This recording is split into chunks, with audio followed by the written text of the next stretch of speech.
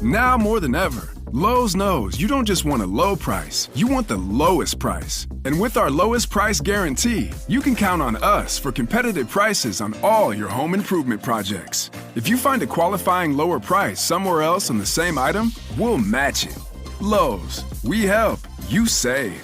Price match applies to same item, current price at qualifying retailers. Exclusions and terms apply. Learn how we'll match price at lowes.com/lowest price guarantee. This episode is brought to you by Progressive Insurance. Fiscally responsible, financial geniuses, monetary magicians. These are things people say about drivers who switch their car insurance to Progressive and save hundreds. Visit progressive.com to see if you could save. Progressive Casualty Insurance Company and Affiliates. Potential savings will vary, not available in all states or situations. At the UPS Store, we want to make this summer the summer of shipping. Summer Ship-a-Looza. So you can start crossing items off your must-ship list. Like the vintage film camera your college kid needs for class. Or the vase you told your mom you would send her ages ago. And with our pack and ship guarantee, your items arrive safe or we reimburse you. So stop by your local store today for everything you need to be unstoppable. Visit the upsstore.com/guarantee for full details. Available at participating locations. Most locations are independently owned. Product, services, pricing, and hours of operation may vary. See Center for details. The UPS Store. Be unstoppable. Live, Laugh, Larceny discusses true petty crimes that may be disturbing to some. Or could be easy listening to all you psychopaths out there. All stories are based on actual events, but details may vary. Listener discretion is not advised.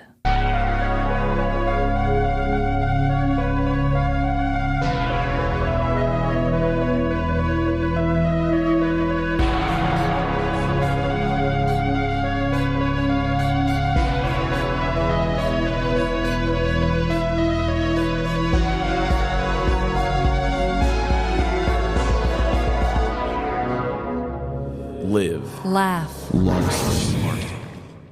Welcome to Live, Laugh, Larceny. Selling yourself short because this economy isn't shaping up anytime soon. This is Trevin. Damn straight. And I am Amanda. So Trevin, tell me, what is dreadful in your world lately? Well, I've got something dreadful. It comes with something good.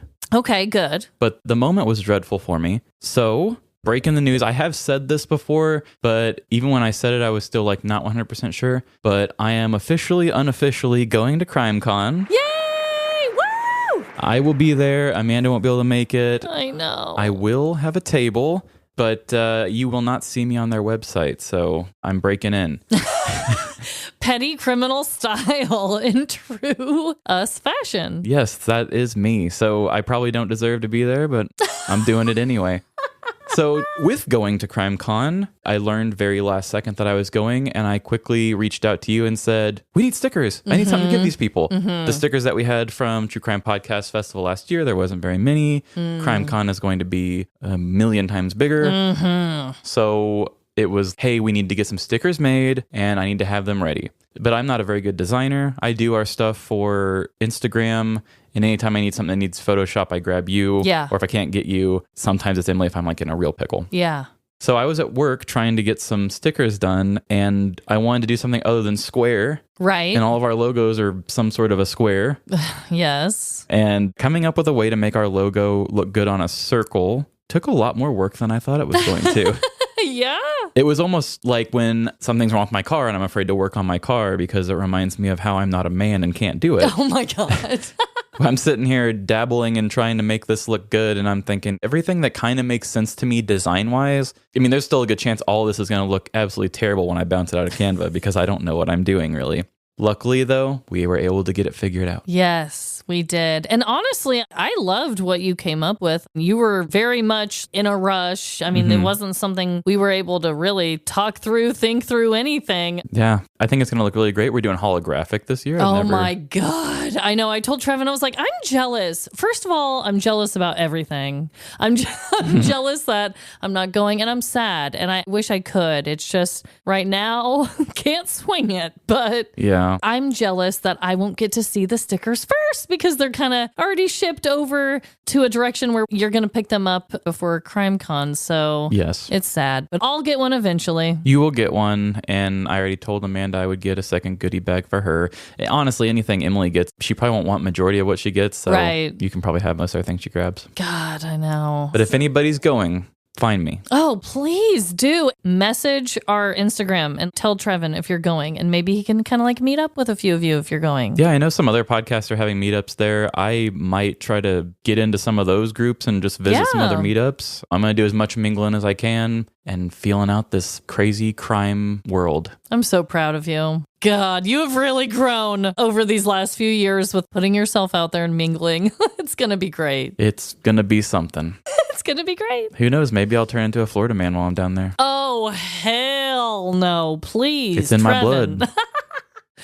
Well, I also have a dreadful dilemma. You know, each and every week, like, what the hell is going on here? Yeah, it's almost like we purposely see our lives in a dreadful kind of way so we can keep this up. I know. God, bizarre. So my oldest is a kindergartner. She is back to school. We are starting to get into the swing of it all. And my God, there has just been a lot about it that I wasn't prepared for. Okay.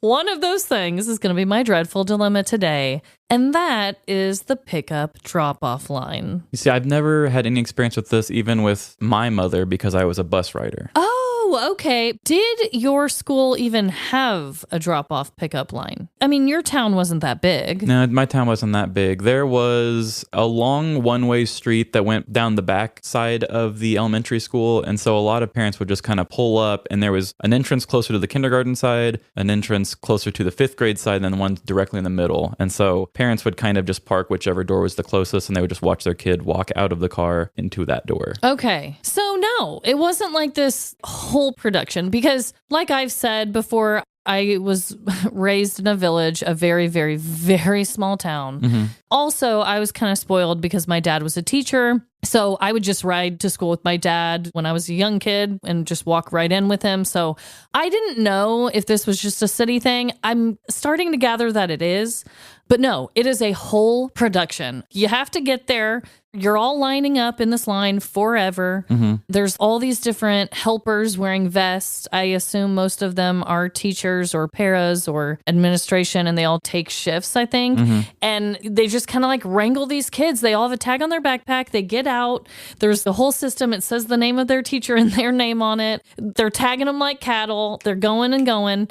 But there's a bunch of like little stressful things about it that I just didn't expect. One of them is the timing. Because we had to take time off of her first week because we all got COVID, I've only had really a week to kind of figure this out. So I tried to show up at different times each day for pickup and drop off, and I timed myself to see which took the longest or what timing worked.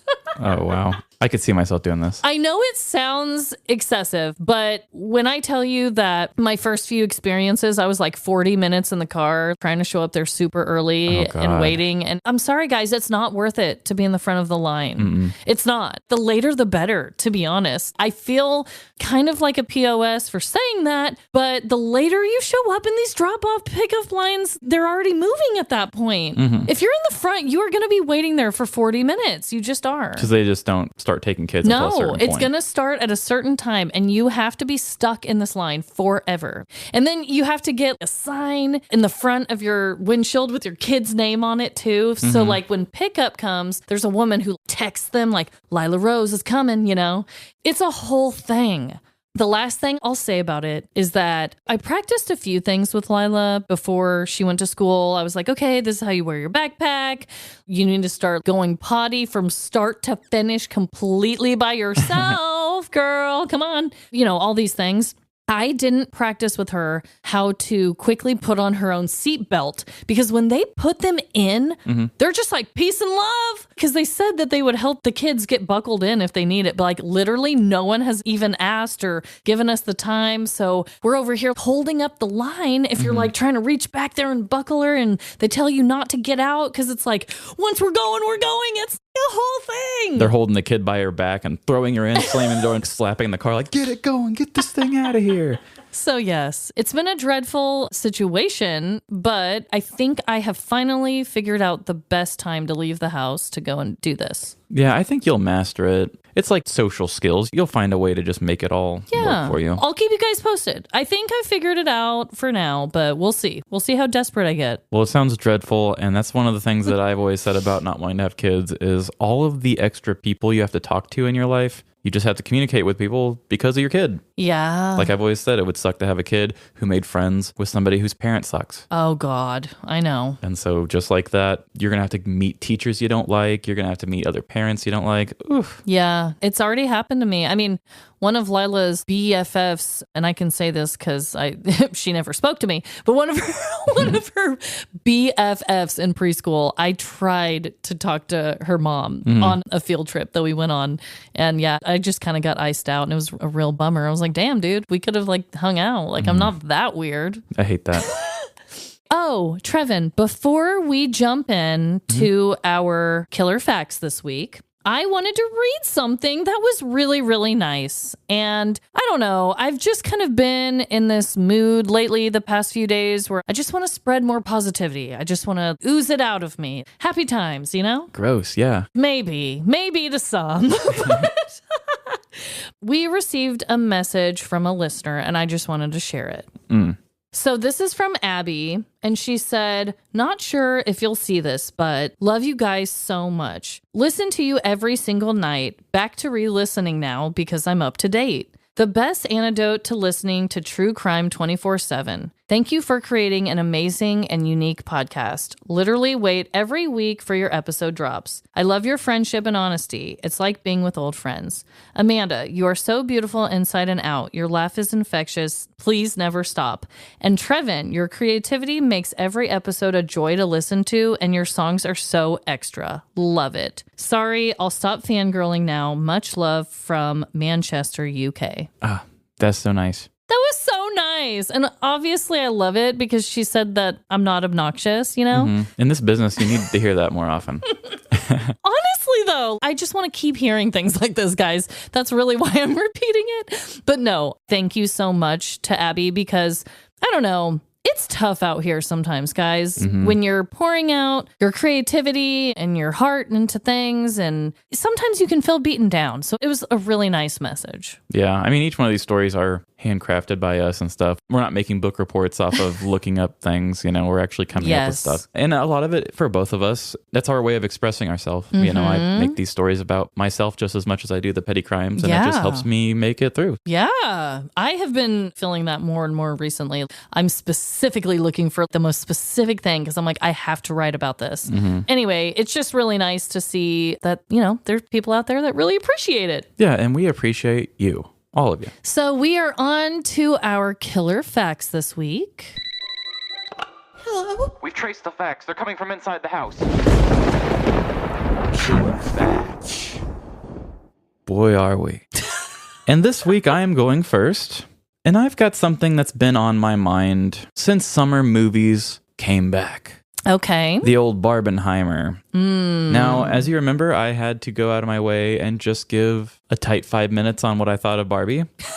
Yes. And I liked Oppenheimer too. I just didn't give it as much of due as I gave Barbie. Okay. But I will say that Oppenheimer was a great movie. I really thoroughly enjoyed it. It was very long, but ever since I saw it, it's left me thinking about the invention of the atom bomb and all of this and how scary that really is. Dude. Maybe it's because I didn't live with it. I know there's plenty of shows like Twin Peaks made a big deal about it. A lot of people, you know, say the original evil was when we made the ability to blow ourselves up, basically. And so Oppenheimer does a really good job of making you feel, I almost felt regret for it myself. Like, man, I wish I didn't make that bomb. I always felt like I was carrying that guilt. Damn. But did you know that there was a nuclear bomb way bigger than this? It's not really a surprise that there's bigger, but just how big? Oh, God. Okay. Go ahead and tell me because I know you're about to. So I'm going to tell you about a little bomb called Tsar Bomba. Woo. Sorry, I was going to say it makes me want to dance. The bomba. It is a Soviet Russia bomb, so it's probably why it has this fun name, because it's not English. Okay. But it's spelled Tsar Bomb with an A, Bomba. Okay. I got my information from Be Amazed YouTube videos. He made a great, pretty funny, entertaining thing about nuclear bombs. That takes some skill. Yeah. And also nuclearmuseum.org. So just so you know, when we dropped Fat Man and Little Boy on Nagasaki and Hiroshima, we killed about 200,000 people. God. The H-bomb was created in 1952. It was 1,000 times more powerful than what we did to Hiroshima. So Hiroshima's bomb was 15 kilotons of explosives. The first hydrogen bomb was 10 megatons, so that's millions of tons instead of thousands of tons. But in 1961, the Soviet Russians made a hydrogen bomb that was 57 megatons, 3,800 times the power of the bomb that destroyed Hiroshima.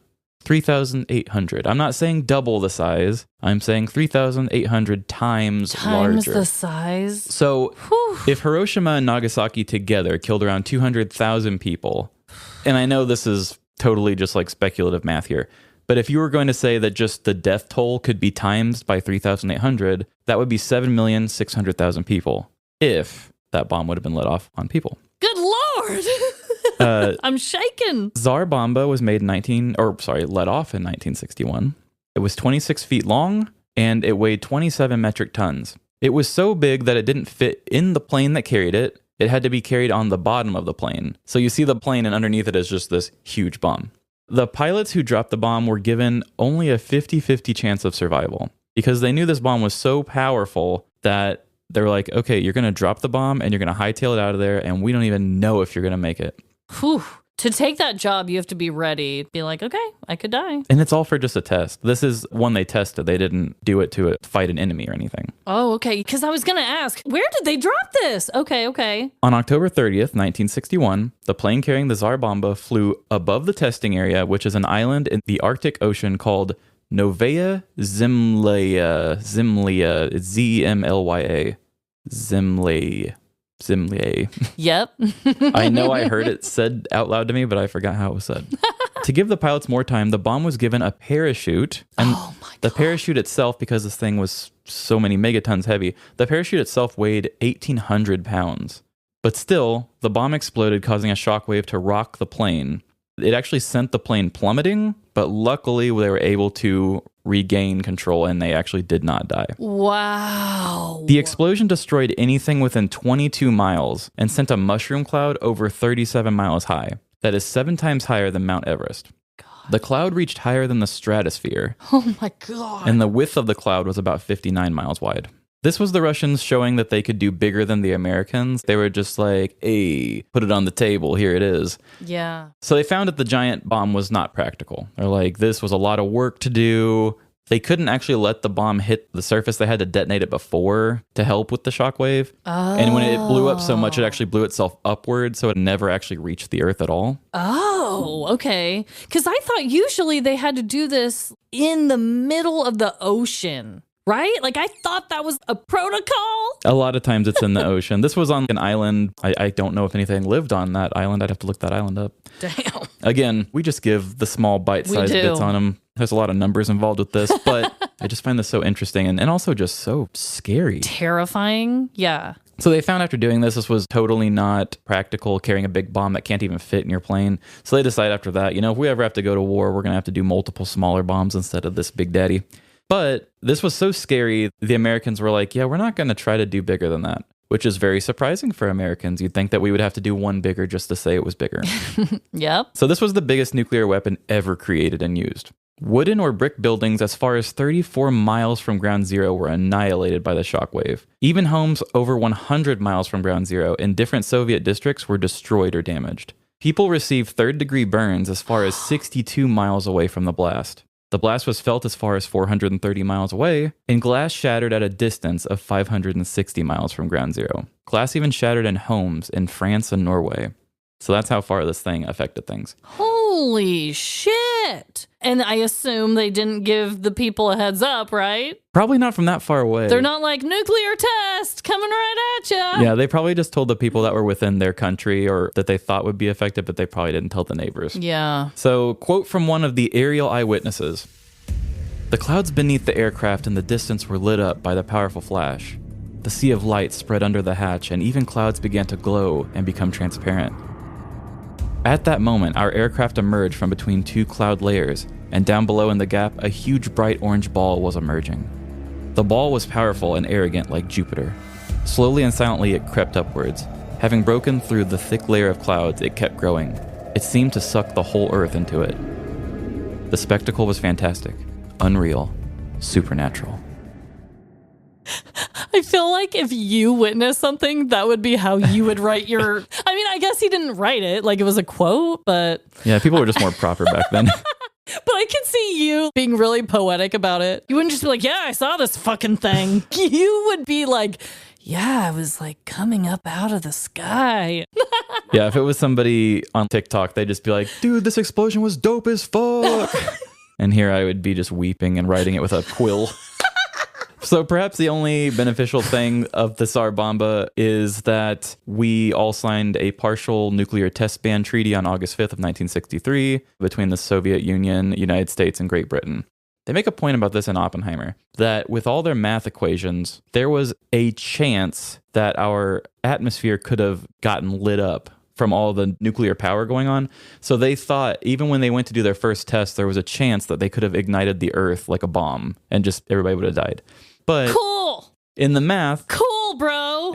In the math, they said it's less than 0, but it's not impossible. And we were still just like, I think we'll test it. Worth it. But my thing is, this thing was 3,800 times larger than what we did to Hiroshima. Right. I imagine when you start multiplying it that much, that your chances of something earth-shattering is a much larger chance. I mean, they said it reached the stratosphere. My thought was, what if you blew a hole in the ozone and we just didn't have oxygen anymore? How about that? And that was all just for a test. A test! A huge test to say that they could go biggest. Oh, God. It's so scary to think about, and Oppenheimer really opened my eyes to like the power, and also, you know, our world's ran by men who have something to prove. Mm-hmm. That's the last person you want to have that kind of power. That is so damn terrifying. I really want to watch Oppenheimer. I've yet to see it or Barbie, but I will one day. Yes, you will. Damn, that is very, very scary. The fact that there's anything out there that has that much power, and I'm glad that they signed that. It sounds like everyone was scared. Just a quick fact here. Between 1945 and 1980, 510 megatons of explosives were set off around the world just for testing. Oh my God, guys. By 1980, France, UK, and China all were testing on top of the Soviets and us as well. So we've got 5 different countries just blowing up parts of the Earth. There was some other stuff, but you know what? I think I'm actually going to come back to this in different sorts of facts because I have some other things I learned along the way. Damn. So for now, we're just going to go with that. But it's just crazy to think that 5 countries, you only got so much Earth to go around. Like, maybe stop testing explosives on it. I would really appreciate it personally, but... What do we know? What do we know? Exactly. Well, I also have a killer fact, and it's another grim one. I mean, one that just kind of makes you question people, like, why did we do that? Mm-hmm. We question a lot of people here. I love a good questioning. So... are you familiar with the infamous Tent City Jail in Arizona? Is that where they were keeping people who were trying to seek asylum and come in? It kind of turned into that. So you've at least heard of it, roughly, it sounds like. And I will say, I got research from a lot of different websites.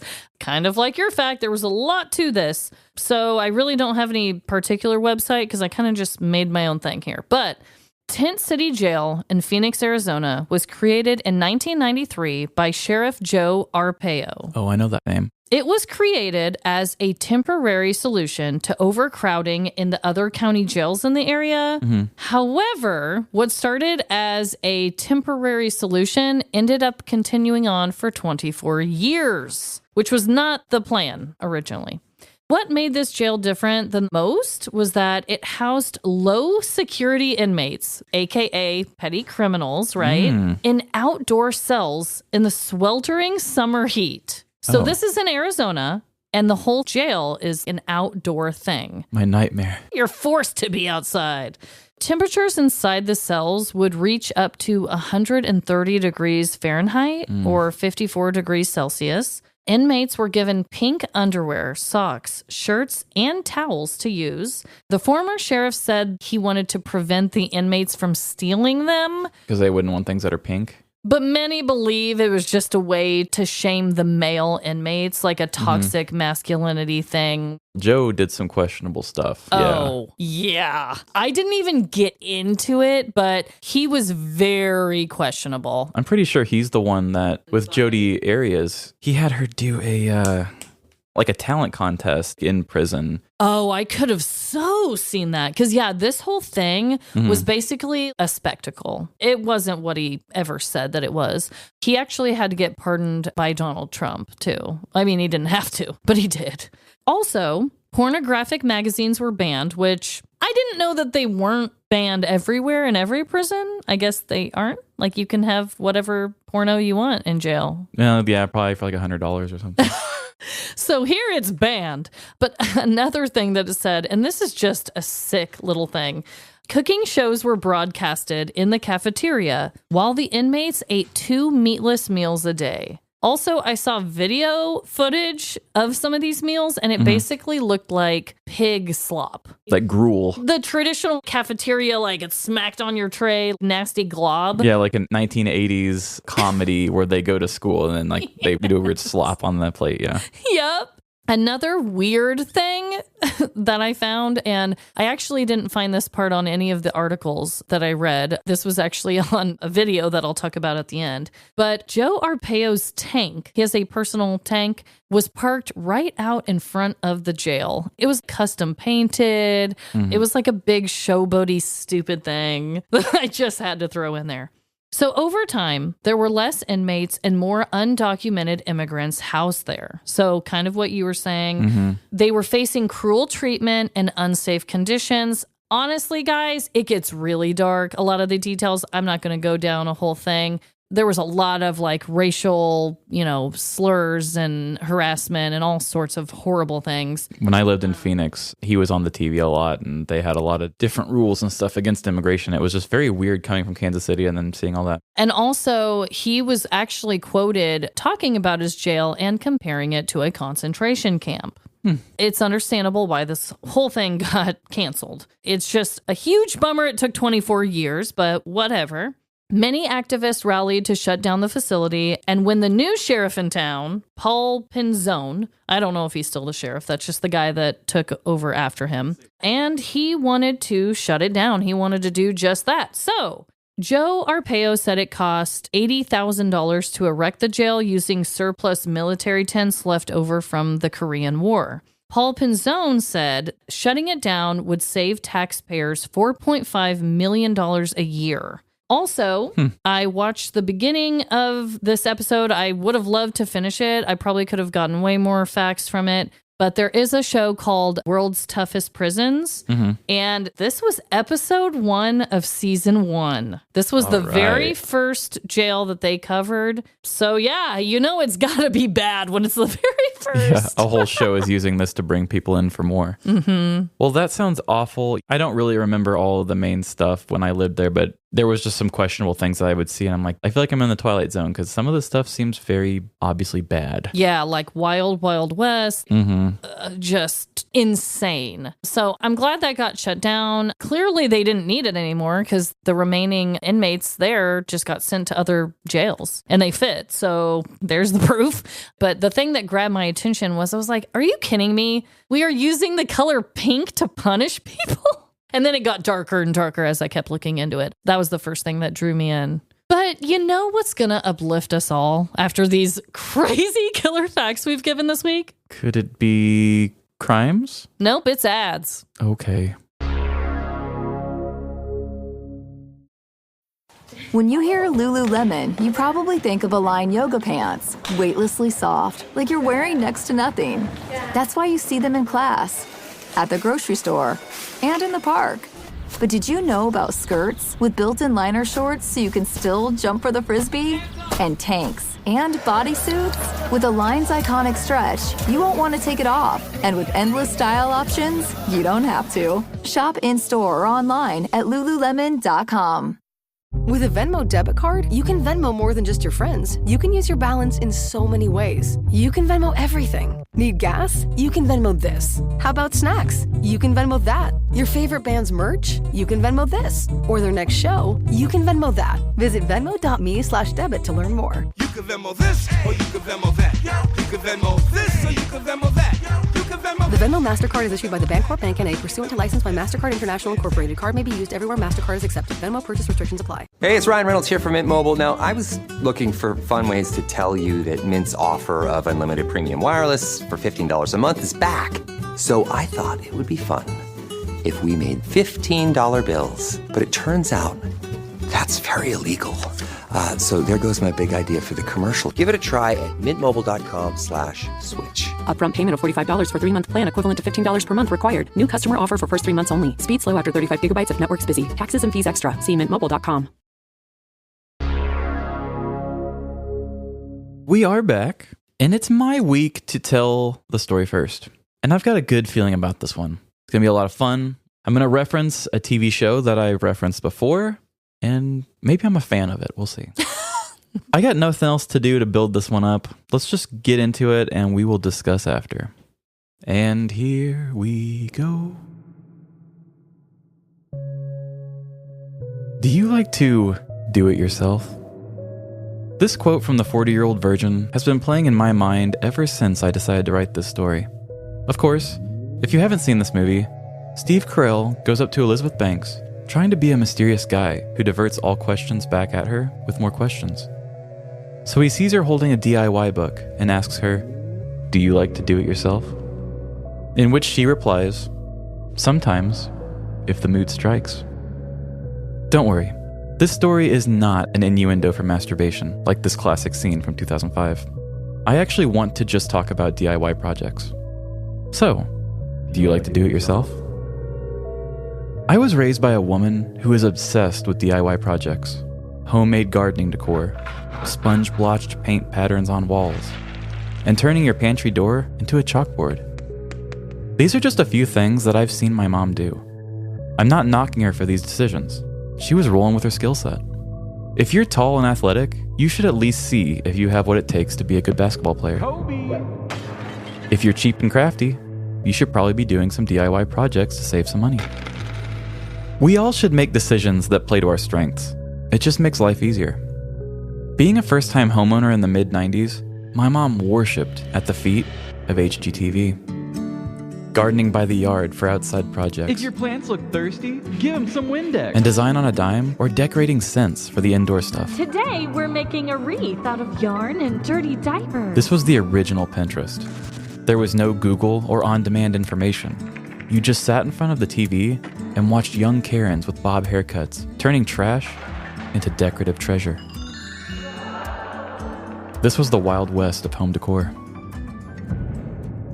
DIY projects don't always have to be home decor stuff. I couldn't care less about decor or aesthetics, but that same uber-cheap mindset is strong within me too. In a lot of cases, it's way cheaper to half-ass do something yourself than paying a professional or going to the store and buying the stuff you actually need. Sure, everything I've ever fixed myself is a ticking time bomb, just waiting to fall apart on the next use.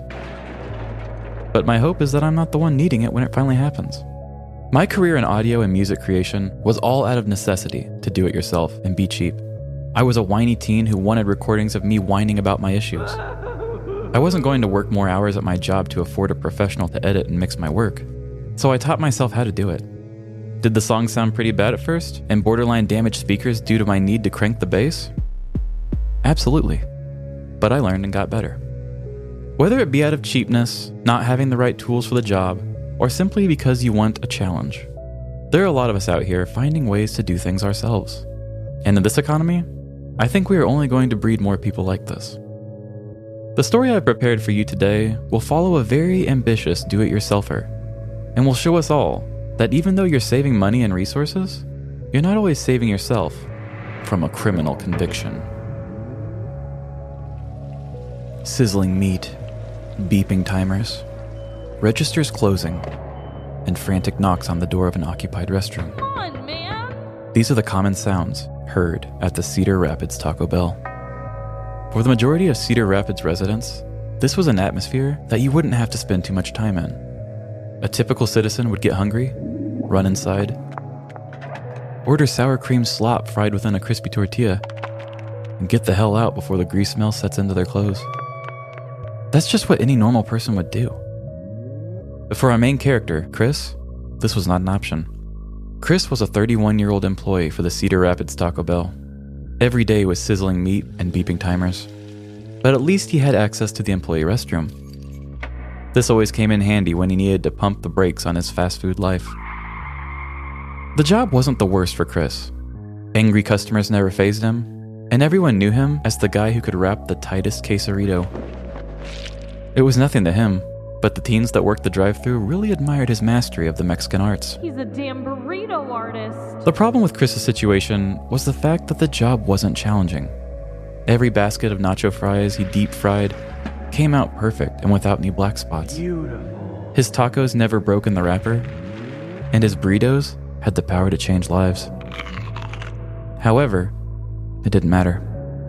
His skills never translated to higher pay, and he was never considered for any promotions. He was right where Big Taco wanted him, in the kitchen, doing the grunt work and receiving no thanks. Unlike his Crunchwrap Supremes, his Taco Bell career had become stale and passionless. Staring into the giant vat of nacho cheese, mesmerized by the swirling yellowish orange, Chris began to think about how repetitive life was at the taco selling restaurant. He could deal with the fact that he had no professional prospects within the company, but it was just so boring.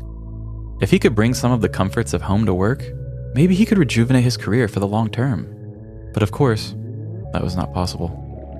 He continued staring at the cheese as he sniffed up the snot that came with the single tear in his left eye. What's the matter, Chris? Jenny, the manager, asked, noticing her all-star in a state of existential dread. Surprised by Jenny sneaking up on him, Chris had to think of an excuse for his workplace sadness. I miss, Beth. Who's Beth? Jenny asked, really interested in Chris's problems. Chris looked away to hide his obvious lie. Beth is this woman from Wisconsin. She takes the best mirror selfies, and her eye makeup is always on point. I'm just afraid we will never meet. Jenny put her hand on the back of Chris's grease-soaked shirt and began to lightly pat him. There.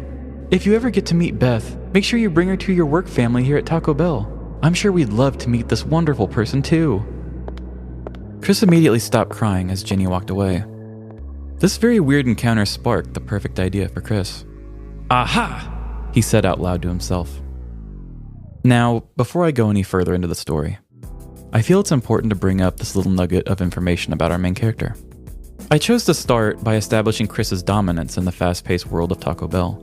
However, there is one other interest in Chris's life that is very crucial to his story.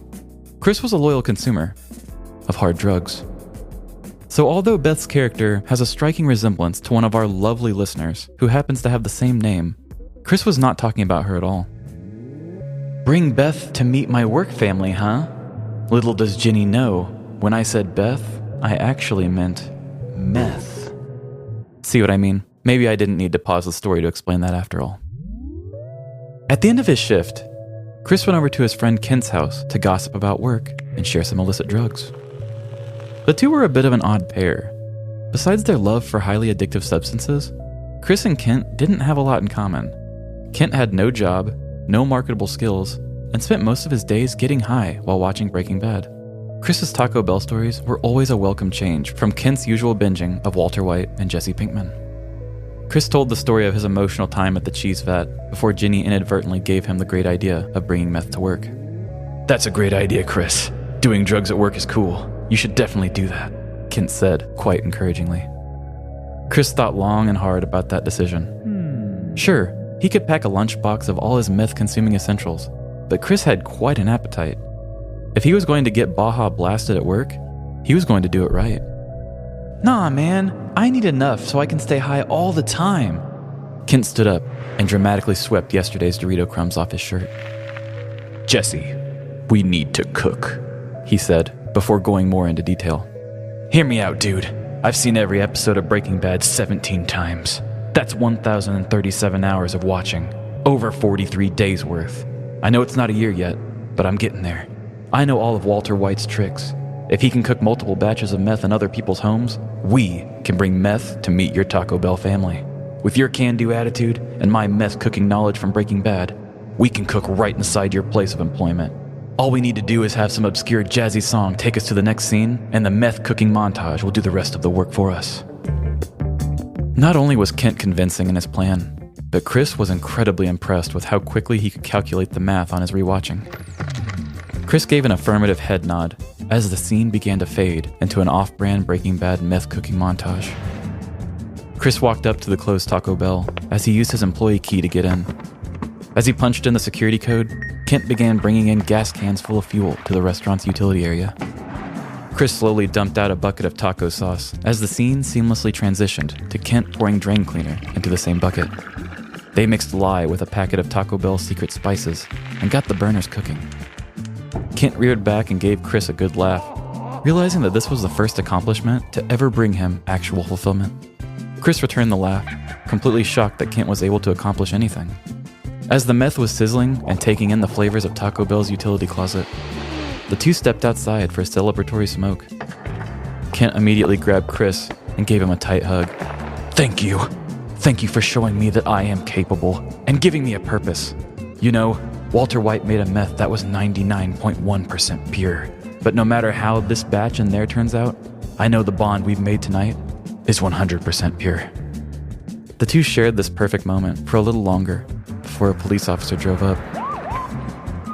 It's a little late for fourth meal, don't you think? In August of 2015, police responded to calls of suspicious persons outside of the Cedar Rapids location of Taco Bell. When police arrived, they found an employee of Taco Bell, 31-year-old Chris Matthouse, with his friend, 56-year-old Kent Doobie, no relation to the marijuana cigarette. Inside of the closed fast food establishment, they found an active meth lab in the utility area. Both men were arrested and charged with conspiracy to manufacture methamphetamine, while Chris got additional charges, including possession of meth. At the time of his arrest, Chris Matthouse told police that the meth being made was for personal use, so that he could, quote, stay high all the time. Taco Bell made a public statement, calling the men's actions unacceptable, as well as making it very clear that the meth was not cooked in the kitchen. The location hired a cleaning company that specializes in cleanup of hazardous materials and did not reopen until the health department did a full inspection. So, did this story make you want to get out there and do more DIY projects? Had this whole plan worked out, I'm sure Chris would have made his job a lot more exciting. But I can't imagine a world where these guys actually pull it off. So in closing, I want to stress that not all DIY projects have to be meth labs and Taco Bells. Sometimes they're just crafty decor ideas that will look embarrassingly tacky in about 6 years. Or jerry-rigged doorknobs that need to be reattached every couple of weeks. Whether it's saving you a trip to the store, or saving you the embarrassment of calling someone whose profession greatly triggers your imposter syndrome of being a man, DIY projects are here to stay. Because, well, they save us more than just money. They save us peace of mind.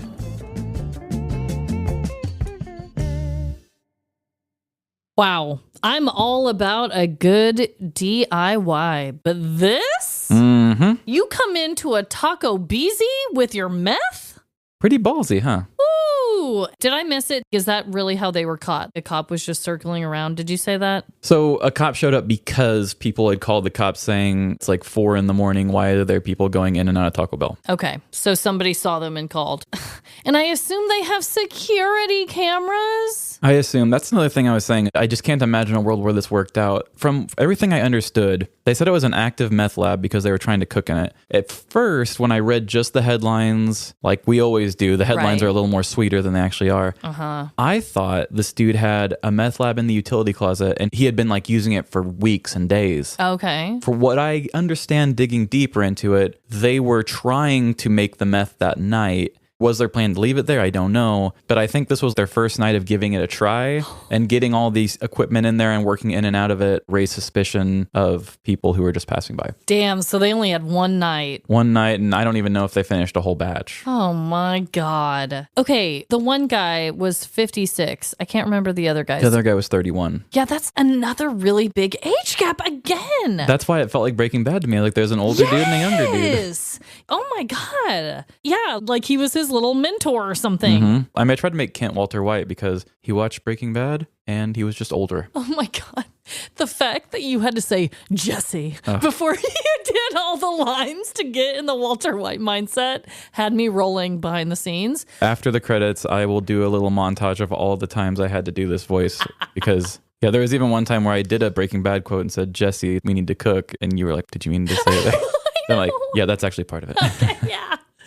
Oh my God. And Jesse, I'm really glad that you put in the whole part about what the Taco Bell had to do to reopen safely, because I was curious about that. Yeah, they were very particular when they did their little speech that went out to the people. They were like, this was not in the kitchen. Still, we're going to clean it, but it's not in the kitchen. Yeah. At first, I was like, wait, this is where they're rolling up the burritos? But yeah, you kept saying utility closet, so I assumed it stayed just right there. But God, I mean, what a nightmare. Yeah. Who knows? Maybe they reopened flawlessly and everyone thought it was fine. But I feel like if I knew why it had shut down, maybe a lot of people didn't. But if I knew, I'd be like, bet everybody knew. I would hope. As big as this story was getting around and going viral with how goofy it is, right? You bet that the local people were probably all over it. And if they were telling me repeatedly, I feel like I'd be like, I might go to a different Taco Bell. So I don't give my kid methed out nacho or something. Yeah, metharito or something.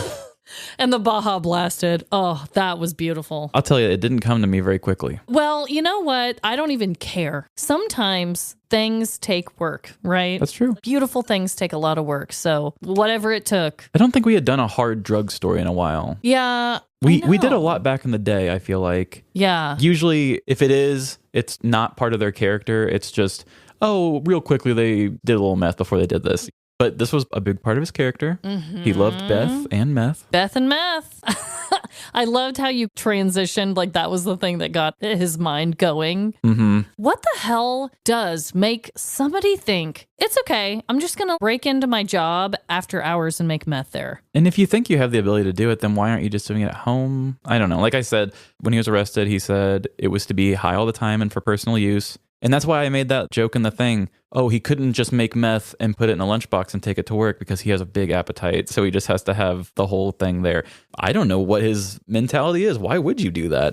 Just cook it at home if you're going to do it. It can be dangerous. You hear about places exploding and whatever, but still, so you're just risking the Taco Bell exploding? Yeah. And like you said, security cameras. There's just no way that was going to work. Well, I know the way you explained it to some people, Taco Bell might not sound so appetizing afterwards, but I love Taco Bell. I just really want some Taco Bell now. Yeah, I have nothing against Taco Bell. I will say the last time I had it wasn't real great, but back in the day, drunk night, that's what I'm saying. Getting a little wild. I know. I don't really eat it that much anymore, but I used to go there all the time. Cheesy potato burrito. Ooh, yes. Bring it back. That was a really good one. Learning through play starts with Lego Duplo.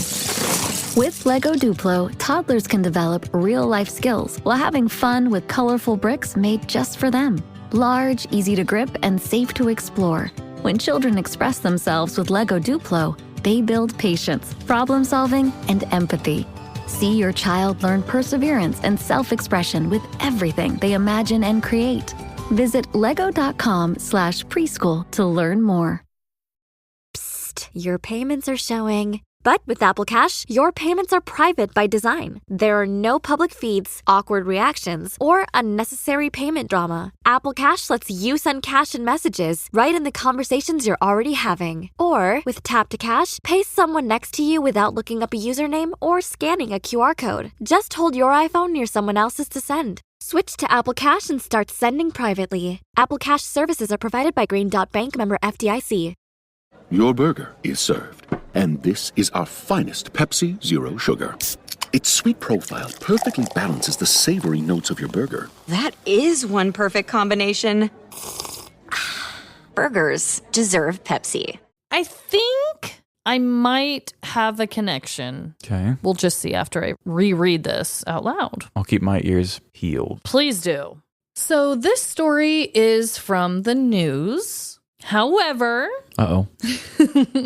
it deals with a subject matter that I personally am going through. It may even be something that I talked about during my dreadful dilemma today. Ooh, drop-off line.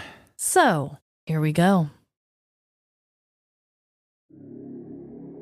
There is something so innocent and exciting about sending your child to school. You get to pick out adorable backpacks, covered in kittens or hearts, and pack perfectly prepared lunches separated out in a bento-styled lunchbox. If you're really lucky, you'll even get a photograph of your smiling student holding up a chalkboard sign, having no idea themselves what it says. Smile, you dumb little idiot. But there is a terrifying aspect about going back to school, one that only some parents experience and no one warns you of. It's a sick ritual designed to trap individuals, suck out their souls, and then send them back out on their merry way. Today's story will shed light on the dreaded and dark route of the school pickup drop-off line. Susan Rodriguez was a busy mom living in San Antonio, Texas with her young child in 2022. It was just her and her little one, Sam, at home, so Susan felt the weight of balancing all the finances. This caused her to work and work hard. She had worked at a luxury pet treat company called Prissy Pet Express for years and really worked her way up in the company. Susan had started at the lowest position possible, dog treat tester, but had quickly proven her knowledge of delectable treats and was promoted to their customer service department. After again proving her work ethic, knowledge of the product, and connection with the customers, upper management took a keen interest in Susan. This woman is the future of pet treats. After a few more years of employment, Susan was finally promoted to the marketing department. Her main duty in the office was to come up with new and fresh ways to sell their latest luxury dog treat flavors, whether they were popular with pets or not. While juggling her hectic promotion, she was also planning for taking Sam back to school. The main difference this year was that Sam requested that Susan drive to school, instead of making Sam endure another year of riding the bus with a bunch of wild hooligans. I dare you to lick the dirty floor. Everything seemed like it was coming together as Susan entered her job the day before Sam's first day of school. Entering Prissy Pet Express, there was a familiar odor of pet perfumes and barley. Susan's heels clicked on the vinyl flooring as she passed through customer service, up the stairs, and into her brand new marketing office. But before she could let out a brief sigh, in walked the overbearing CEO, Meredith Morgan, still talking on her cell phone. I don't care if some blogger thinks our puppy parfait treats aren't actually gluten-free. But to be safe, let's get with Tim and get her blog canceled. Meredith spoke aggressively into her cell before ending the call.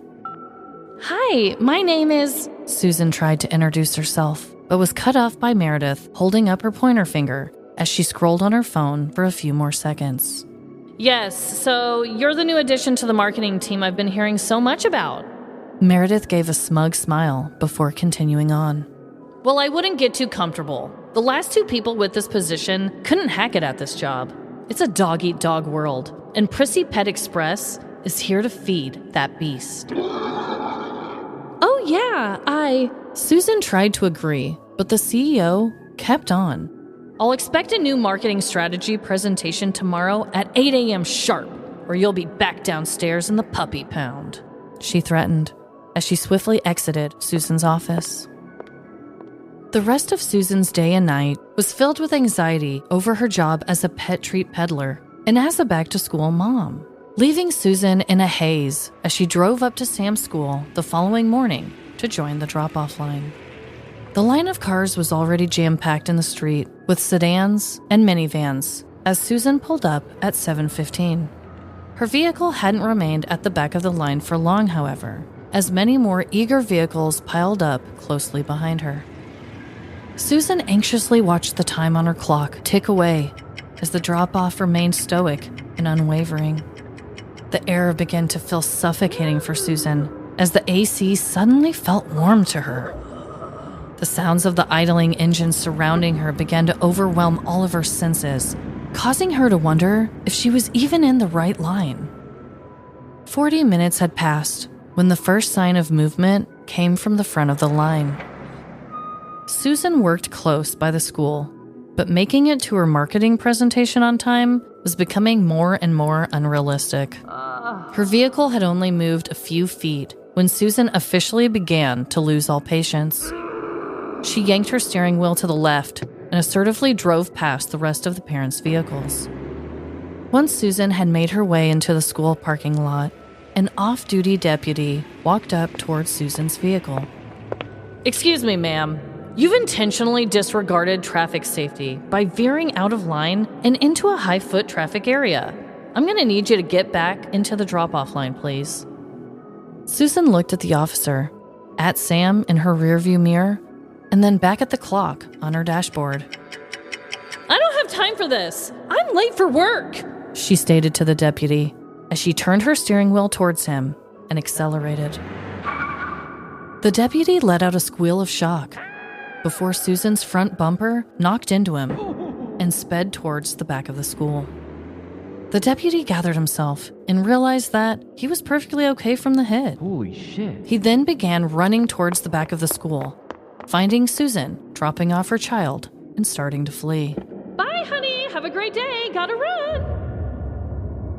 Before 8 a.m. on Tuesday, August 30th of 2022, 32-year-old Susan Rodriguez struck off-duty deputy Michael Hernandez with her vehicle in the Idea Walsham Charter School drop-off line.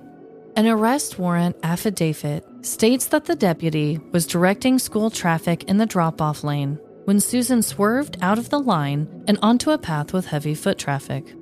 After the deputy stopped her and ordered her back to the line, Susan was quoted saying, "I don't have time for this. I am late for work." She then turned her vehicle towards the deputy, accelerated, and hit him. Witnesses saw her hit the deputy, then drive to the back of the school, continuing to drop off her child. Luckily, Deputy Hernandez was okay and able to chase Susan to the back of the school. Body cam footage captured Susan admitting that she struck the deputy and that she had heard the impact, yet refused to stop. Patrol deputies were then contacted and cited Susan for disregarding traffic laws. After the body cam footage was reviewed 2 days later, an arrest warrant was issued. Susan was booked into Bexar County Jail on failure to stop and render aid, and an aggravated assault against a public servant charge. Bond was set at $25,000, and she was released the following Sunday. To everyone out there right now listening to this podcast in a pickup or drop-off line, hello. And know that you are not alone. There are many other bored parents getting baked in the afternoon sunlight, lined up in front of and behind you. And to those who are listening elsewhere, beware, for you never know what crimes may be committed while confined to these never-ending lines of bullshit, or who might try to stand in your way. So I do have some information that I want to share real quick. Okay. I have zero information on what grade, gender, or name of her kiddo is. Obviously, that's a child. They are left out of this. So obviously that had to be fabricated. And also no article gave Susan's actual job or workplace. So of course I had my fun with that as well. That sounds like a fun job besides the boss. Besides the boss, I mean, I've worked in small startup companies that, you know, you can work your way up in. I took just experiences of other jobs or bad experiences that I've heard of, and I just wanted to kind of create this fake environment. I don't know why I had so much fun creating the Prissy Pet Express when it really had nothing to do with anything. But I was telling Trevin, I even Googled it to make sure it wasn't a real business because I didn't want to tarnish that for anyone. Any place called Prissy Pet Express, if it existed, would probably be a lovely place. It sounds lovely. Although you said she was a treat tester at one point. She was a dog treat tester and worked her way up all the way up to the marketing department. You know, that's a real job. Then like people like taste it. Yes. I don't know if you know this about about me, but dog food and cat food grosses me the hell out. Oh, really? It's so nasty. Ugh. Anytime the cats eat and I can smell it on their breath, I'm like, really? Get away from me, you nasty, salty food. I hate it. It's so nasty to me. I don't know why. It's just one of those things. Oh, I've tried dog food before. Out of curiosity, I tried a little pellet of it. I mean, it was not ideal. I would never just eat it as a meal. Well, that's good. I sometimes wonder if Emily would, because she likes the smell of it. But yeah, can you believe, though, this woman just straight up hit someone? I mean, I know the way I wrote the story that I'm trying to sound empathetic, because in a way I am. Mm-hmm. I think that what's really crazy is the expectations of parents and trying to be a working parent and also being able to drop your kid off is really a thing that I honestly am very grateful about my situation right now, because I don't have to be at the office at a certain time or I'm going to get in big trouble, you know. Mm-hmm. And also, my kid's school starts at 9 a.m. It doesn't start at 8 a.m. That's nice. So I don't know what parents do, though, that start work at 8. Like, what are they doing? I guess you can send your kid on the bus, and a lot of people do that. But what if you don't want your kid on the bus? That's like your only option, or maybe sometimes grandparents are dropping them off. I don't know. I don't know. I know they just have to find ways to make it work. I know at my work, some people kind of have a deal worked out to where they can kind of show up a little late. Mm-hmm. I don't know what they do to work that out. Maybe they shave it off their lunch or what. I know. And some jobs will not. And that's really unfortunate, because it's like, how the heck are these people supposed to get their kids to school? Yeah, we have to have this dumb, stupid ass job. Like, help us out a little bit. Come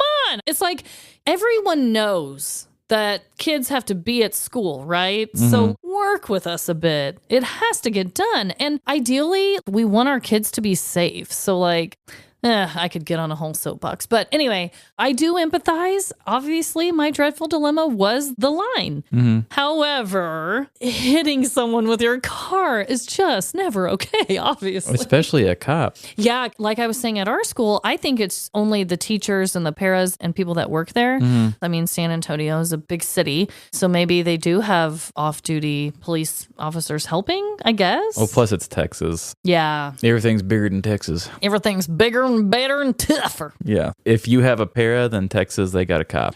Right. We're like, I'll see you one para and I'll raise you a cop. Yep. So what did you think about that, though? I get it. You had said sometimes you get that anxiety feeling like, am I in the wrong place? Mm-hmm. I don't like getting caught in big car lines. I know that I've had my weakness for Dairy Queen in the past, and that DQ over by my house gets quite a line to it towards the end of the night. And sometimes, even when I'm in the DQ line, which is not the same thing, Yeah. I am like, oh, I don't want to be in this line any longer. I feel so weird being here. Trapped. I know it seems unrealistic, but sometimes I feel trapped. Anytime I'm in a line, I'm like, okay, well, can't get out now. What am I going to do? Right. Well, I mean, at that point, you are almost one with your car. If you're like, I want out of this situation, I have to somehow get my car out of it too. Mm-hmm. I've been in a lot of stop and go traffic lately because they've been doing some work on the road by my work. And there's a lot of times where it's like, I just want to jump out of my car and fucking run. I know. But I'm like, if I do that, I got to leave one of the only assets I own behind. I know. Trust me. I have considered that as well. So I totally get how that's uncomfortable. And yeah, I don't know what her situation was. I had fun with creating it. And I can say that I empathize, but I can also say, ooh, girl, I don't care how desperate or how late I was about to be. I would not want to hit someone with my car. I know she was just trying to get around, but there's a person there. yeah, and also you're surrounded by witnesses. Even if you didn't have the body cam, you would have been so screwed. I know, body cam and witnesses. And They you're had dropping all your of it. kid off, so it's not like you're going to escape without them IDing you. I know. And she just thought, okay, well, I'm pulling to the back. Bye, kiddo. And then he ran after her and was like, I'm holding you here until the other police officers get here. Have a good day at school. Bye, Snitches sweetie. get stitches. Don't say anything. Stitches, sweetheart. And I just know what she got charged with. I don't know what happened after that. Yeah, that's the sad thing. I was just recently on the 10ish podcast. I'll give a proper shout out when I know it's live. But Nick had asked me a couple times, like, well, what'd they get? And I'm like, well, I could tell you what they got charged with, but I don't know what the punishment was, because all of this usually gets settled afterwards. And no one follows up about it. Why would they? I mean, to be fair. yeah, I mean, the newspapers just want to get you that one click when you read the crazy headline. They don't care if somebody who bumped into a police officer got a week in jail or a month or whatever. Yeah. They don't care. Yeah. I do. I care. I love it when they're like, this is everything that happened to them afterwards, and here's a life update. I'm like, oh. But connections. I only have that one. We both talked about lunchboxes, like you said. I guess technically we could talk about being an employer and how your guy was a really bad employee by trying to cook meth there. And my lady would have ran over an officer just to get to work on time. That's true. A couple weeks ago, we did the good parent move and the bad parent move. And this is kind of a good employee move, bad employee move. Take notes out there, people. This is what to do and not to do. Actually, they're both what not to do. Yeah, for real. Technically. But that's really the only thing I can think of. I mean, I think that's a pretty solid connection, though. And obviously, I tied in my own dreadful dilemma to the line compared to this woman's. So I think that's a good way to wrap it all in. I like that. And the lunchbox is just a fun, obscure thing to bring up. We don't talk about lunchboxes. That was. But I hope that everyone out there is having a great week. And if you're going to CrimeCon, please hit Trevin up. Yes. And just remember, no matter the crime, big or small, in the end, we're all doomed. Doomed to be stuck in car lines forever. Bye. See ya. Any other Taco Bell lovers out there? I mean, regardless, thanks for loving our show. And do you find nuclear bomb information really interesting too? Follow us on social media, Facebook, TikTok, Instagram, or Threads. We may just share a picture of this thing. And have you ever hit an officer with your car? If you have, please send us your petty crime story. Might not be so petty if that's the case, but send it to livelaughlarceny@gmail.com. And give us a review better than you would review a school drop-off line. 5 stars across the board. Review our show on Apple, Spotify, or Good Pods.